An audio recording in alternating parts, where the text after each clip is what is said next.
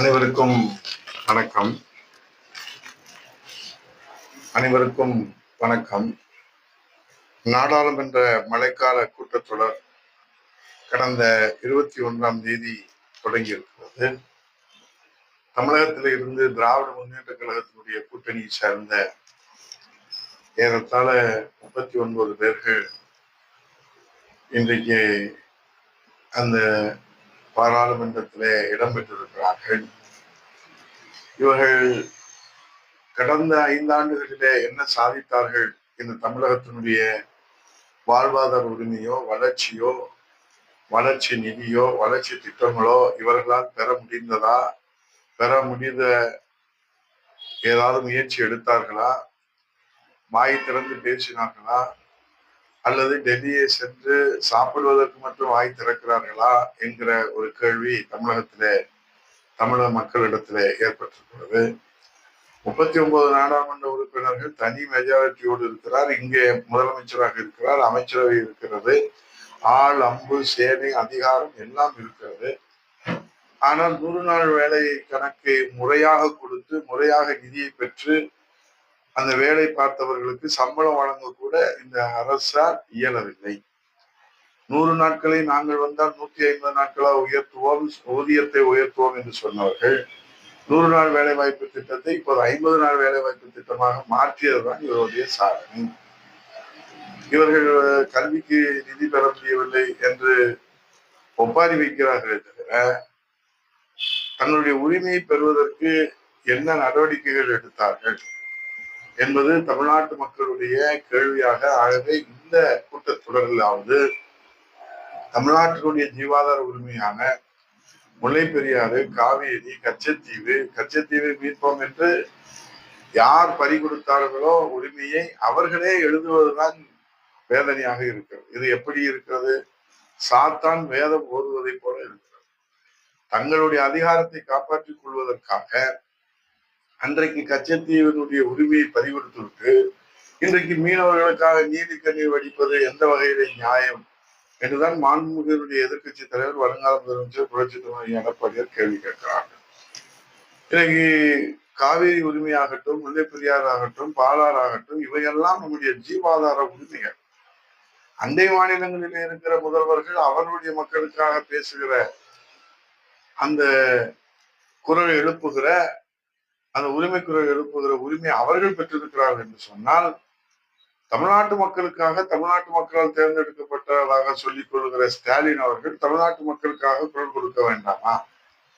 தொகுதி வரையறை என்று எப்போதோ வருகிற பூதம் பேய் வரப்போகிறது, பூதம் வருகிற போது என்று இன்றைக்கு பூச்சாண்டி காட்டிக் கொண்டிருக்கிறார்கள்.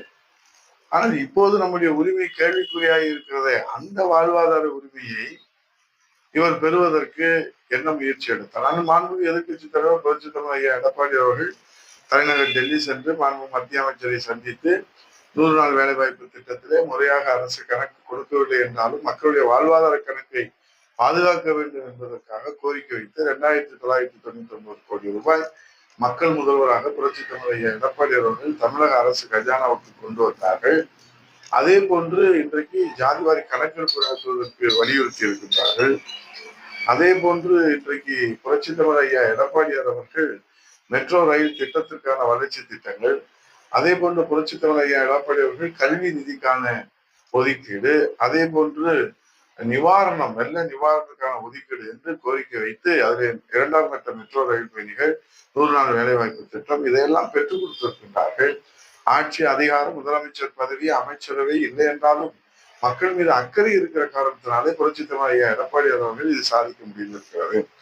ஆகவே புரட்சி தலைவர் ஐயா எடப்பாடி அவர்கள் மக்களை காப்போம், தமிழகத்தை மீட்போம் என்கிற உயரிய லட்சியத்துடன் மக்கள் விரோத ஸ்டாலினின் ஃபெயிலியர் மாடல் ஆட்சியை அகற்ற கோவையிலே 7/7/2025 துவங்கிய எழுச்சி பயணத்திற்கு வானளாவிய வெற்றியை தந்து பெரும் ஆதரவை தொடர்ந்து வழங்கி வரும் தமிழக மக்களுக்கு எனது மனமார்ந்த நன்றிகளை தெரிவித்துக் கொள்கிறேன் என்று புரட்சி தலைவர் ஐயா எடப்பாடி அவர்கள் கடிதம் எழுதியிருக்கின்றார்கள்.